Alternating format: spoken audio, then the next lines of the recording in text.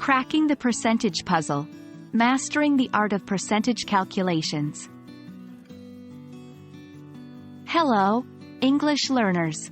Today, we're diving into an important topic in numbers and counting, percentage calculations. These are not only used in mathematics but also in everyday life situations. So, it's essential to understand and calculate percentages accurately. Don't worry, by the end of this video, you will have mastered the art of calculating percentages. Let's start.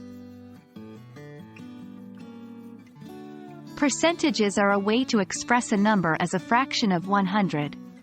The term comes from the Latin per centum, which means by the hundred. So, when you say 50% of people, it means 50 out of every 100 people. To calculate the percentage of a number, use the formula part, whole, asterisk 100 equals percentage. Here's an example.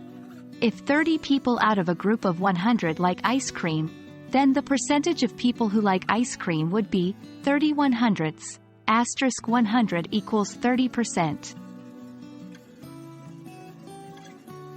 Sometimes, we want to find the percentage increase or decrease between two numbers. To calculate percentage increase, the formula is new number, original number, 100. To calculate percentage decrease, the formula is original number, new number, original number, 100. For instance, if the price of a book increases from $20 to $25, the percentage increase would be $25 to $20, $20, asterisk 100 equals 25%. Now, let's practice with some exercises. 1. If 15 students in a class of 30 pass the exam, what is the passing percentage? 2. A shirt originally cost $50, but it's now on sale for $35. What is the percentage decrease in price?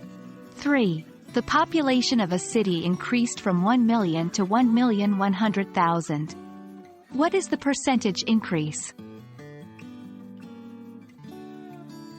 That's a wrap on our exciting journey into the world of percentages.